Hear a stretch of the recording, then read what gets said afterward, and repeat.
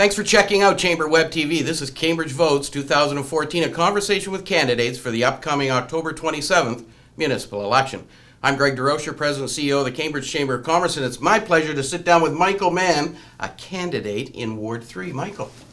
Thank you, Greg. How are you? We've known each other for a long, long time. For a couple of days, Greg. Yeah. Yes. Well, you're a lifelong Ward 3 resident and Preston resident? I've lived in Cambridge since 1961 and lived in Ward 3. Let's not date ourselves. No, I'll just say for 35 years Yeah. I've lived in Ward 3.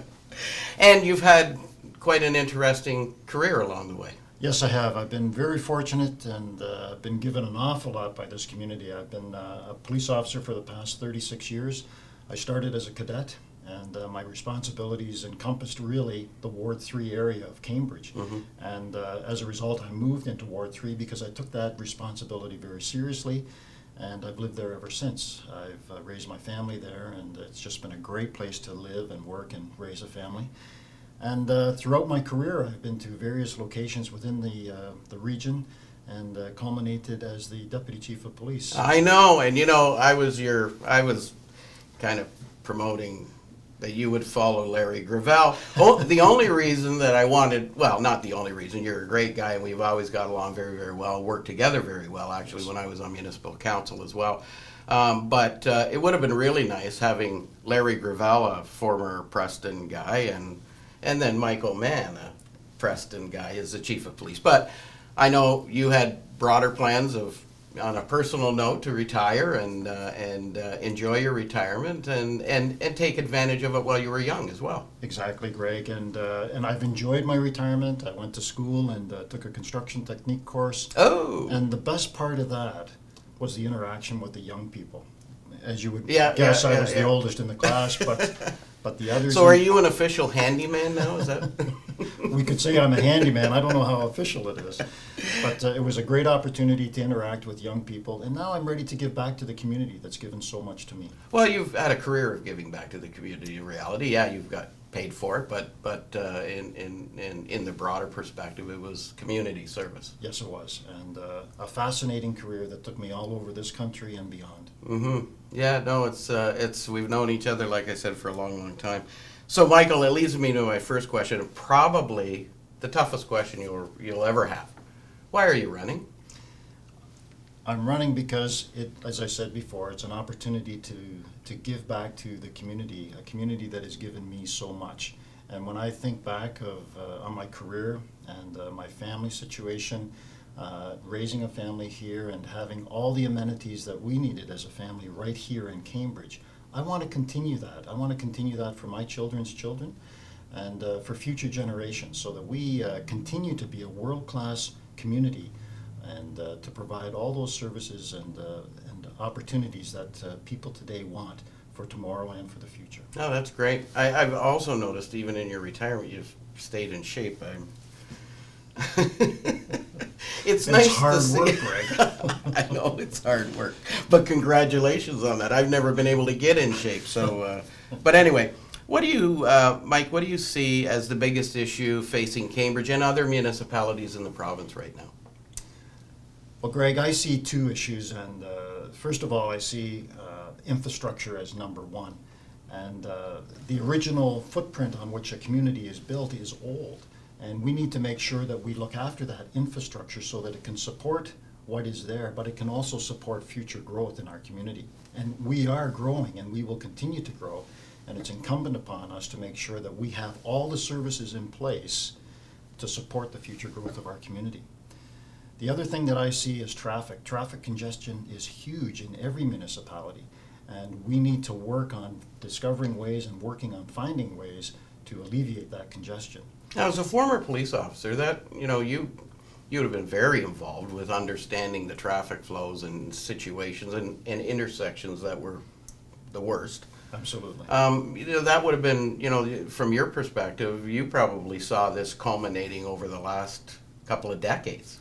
Yes, we have, and as our community grows, we see that the roads are limited, and so traffic congests in those areas.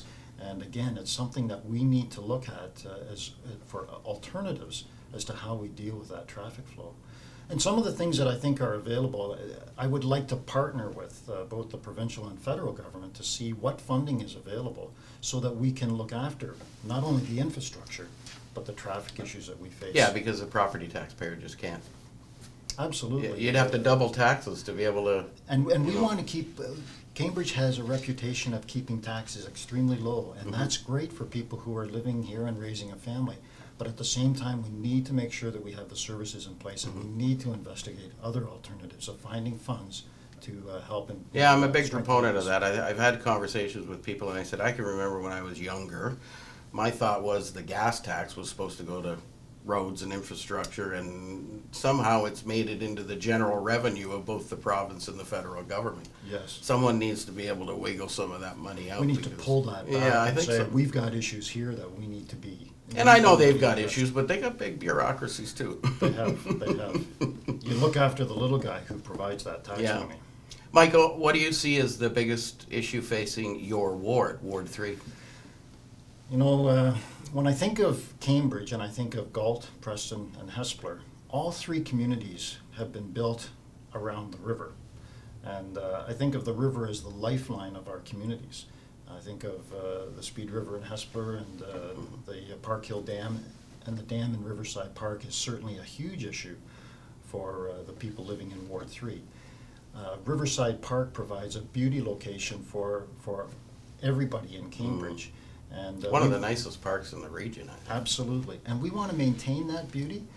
Now, the river, the dam is not owned by the city, but the city has a responsibility to facilitate a timely and a successful and appropriate solution to the dam in Riverside Park. And I think that's something that we really need to look at. We need to make sure that all the information is made public and that a timely decision is made as to what we do as far as the dam in Riverside Park Yeah, is concerned. yeah, I hear that all the time too. It's a big issue, and there's people on both sides of the, and I think there has to be people on both sides because full replacement is an incredibly expensive option. Absolutely. And and I've made comment a couple of times, and I understand that they have looked at this, but I've made comment. Why don't we look at how do we maybe put an electricity generator in there and maybe help pay for that through, generating power. And I think we're only limited by our own imaginations as to what the solutions might be to maintain the beauty of the river, the beauty of the park, so that the rest of our community can still enjoy it. Yeah, no, it's a stellar park, and I've said to every candidate for Ward 3 that's been here, remember, that was my old stomping ground, so whoever wins that race, and if you win it, Mike, you gotta take really good care of Absolutely. that area. That is the area that's the central focus of our community in Preston. Yeah. Frankly, Mike, the Cambridge Chamber is looking for people who have big, bold ideas that'll carry us forward in the next 4 years and of course, beyond. What is Mike Mann's big, bold idea?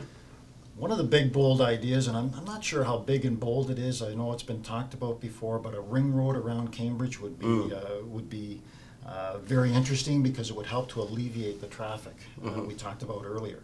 And when you think about our communities, we try to stay away from the downtown core come rush hour. And we used to think of rush hour, something that the big city like Toronto experiences, and Cambridge and other cities don't experience that. Yeah. We experience it, especially with the bridge out over the 401 on Speedsville Road. Go on King Street at 4:30 on a Friday afternoon. I won't do that, simply because of the traffic. And with the high school getting out and traffic trying to get down onto King Street, it's difficult to say the least. And if there's a detour on the 401, it becomes even more concerning. So a ring road is something that I would like to look at and see what the feasibility of that is.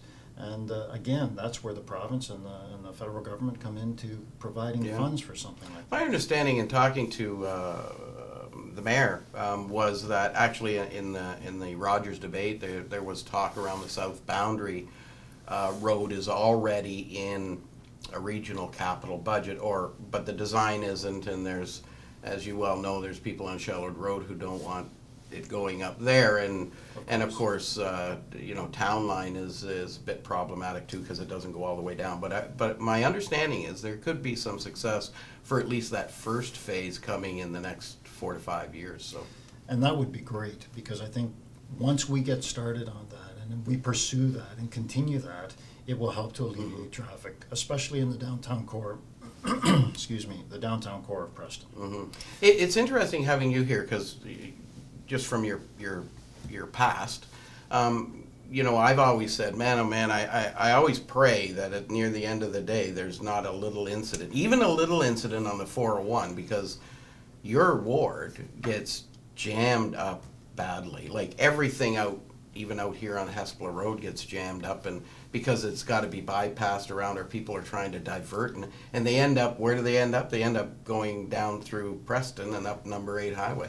And heaven forbid that it should happen, but what would happen if there was an accident on King Street between Eagle Street and Fountain Street, which is the detour Yeah. route that would be taken? So now we really have an issue. Oh, it would just be, it stopped. It would. Actually would stop Yeah. until we get one of the two. And that affects public transportation as well as personal Emergency transportation. services. Emergency services. That's another thing that I've always said when I was the ward councillor in that ward. You know, I always was concerned that, you know, the Laurel Street side of the tracks, the Yes. train tracks, when the trains used to go through, if there was a fire on Laurel Street or Melrose Street or over there, fire trucks couldn't, and so I could remember the fire chief at the time, Bill Brown, saying to me, well, that's no problem, we respond from Station 1, which is out on Bishop Street. That's a problem. That is, because that's a long way to have to respond to an emergency service that's so close to the tracks when you could throw a stone Yeah. from the fire I station know. on King Street. I know. Yeah. I've often said, well, don't do that, Bill, just have them shoot the hoses over the train. He didn't think that was a great idea. It's a possibility. Yeah. As you probably know, Mike, the chamber was opposed to LRT, and we were opposed to LRT for various reasons, not just, you know, it's not because we didn't like public transportation, it's primarily was centered around, we didn't think that that was the right technology to be used, and we should have looked outside of the box a little more. After all, we're the region that invented the BlackBerry. We could come up with something more than streetcars. However, that's just my opportunity to get my little dig in with everybody so they understand I'm still a little upset. We're also a little upset at the fact that we didn't believe that LRT was ever going to come to Cambridge, simply because of costs and being able to access other government level funding. However, that is a dead issue. It's done. It's being built. The region's getting LRT, and the proposal is to bring it to Cambridge. The premier, actually, the new premier, and we do have a local representative now who is a part of that government, did say that there may now be an opportunity, because she's all about this LRT and rail transportation. There may be an opportunity for us to speed that up. It's still all going to be centered around need, and we need to get users using our public transportation system that's here in order to validate that. What would you propose would be a good idea to help that along? Greg, you're right, the LRT is a done deal, and Cambridge is going to see the fast buses. I would like to see LRT from one end of the region to the other, now that it's been settled. And one of the things I think that would help to see that occur would be for the GO train coming into Cambridge. And I realize that that's another one of our questions, but let's carry it on, because I think you're right. I think they intersect. blend together. They do. And I think when you have the GO train coming from Toronto to Cambridge, wouldn't a citizen who lives in the far end of the region like to jump on an LRT, come all the way from the far end of Waterloo on that train all the way into Cambridge, make one changeover onto the GO train, and go from Cambridge to downtown Toronto? That's nearly a commuter's perfect scenario. It would be. And I think if we see that the GO train came to Cambridge, then I would see that would be an opportunity for us to really push to have LRT come right into Cambridge to the same station. And I see that the sooner the better. And I say that because it would be more cost effective to do it sooner. Yeah. We know that the longer it takes, the more it's going to cost. For sure. Another thing I think is important to consider is the environment. And the LRT will be more environmentally friendly than buses and cars, and we talk about pollution and we talk about noise pollution and those things. We really need to be concerned about our environment as well. And young people today, I think, are more aware of it than people my age, because I grew up at a time when everybody had to have a car. But today, more and more young people are concerned about the environment and want to use public transit, as long as we have a good public transit system in place. And I think Cambridge needs to make sure that we have the LRT come here sooner rather than later, and we really need to promote the use of that within our You know, when I was a ward councillor, well, actually, I'm in love with my car, so I'm not a public transit user. However, when I was ward councillor, I used to, at least 2 or 3 times a year, I used to, you know, jump on the buses that went into my ward just to make sure that there were no issues, and because you always get complaints, you know, Yes. people phoning you up saying, how come we got this bus going with, you know, nobody on it? I always suggested putting pop-up people in there to make it look better, but you know, sometimes people just don't understand, and I get that too. Buses running around at 10 o'clock in the morning maybe don't have as many people, but there are peak hours that Yes, we there need are. them on. However, you know, that and the GO Transit, I've never taken the GO train, but I've often said that if we did have GO service here, I oftentimes have meetings at Queen's Park or at the Ontario Chamber of Commerce, which is right in downtown. Be very convenient for me to get off at Union Station, jump on the subway, and go up to my meeting, and then but I can't get back here, Right. and that, you know, that is really the issue. And I've often said that if we did have GO service, 2-way all day GO service, it would be a huge, you'd probably find a public transit user, new one, because I would probably say that's way more convenient than looking for a parking spot, and then I could do work while I'm on my way. And fighting the traffic as well, Greg. Yeah. I mean, the traffic to and from Toronto is horrendous. But I think if we had to and from GO service from Cambridge, you would be surprised at the number of people who would take it. I think it would just increase significantly for this community and beyond, people using GO service. And the LRT would only enhance that as well. Do you think there'd be other benefits of having GO service here? Absolutely. I think there would be a spin-off opportunities. I think if GO service were here, our community will grow, but our community will continue to grow because now we are so easily connected to Toronto. Mm-hmm. And Toronto is a central location for many, many things. Yeah, it makes it easier for someone who wants to live in more rural Yes. Ontario and commute to work. And you said it earlier that you can do work while you're on the train, and we know that there are other people who want to do work, but they have to drive because that service isn't. Well, I'm all in favor of autonomous vehicles. I can't wait to.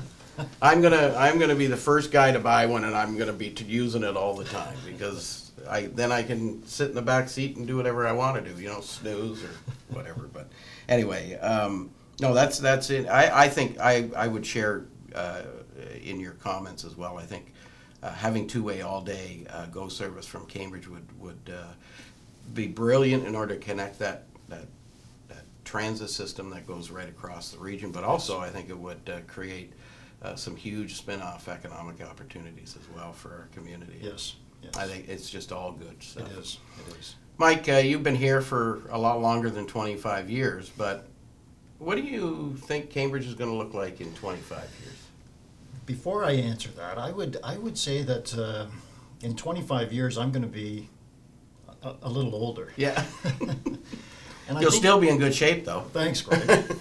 I think it's very important that we tap into our young people because the people in 25 years, our youth who are in high school are going to be sitting at the table municipally, provincially, federally, regionally.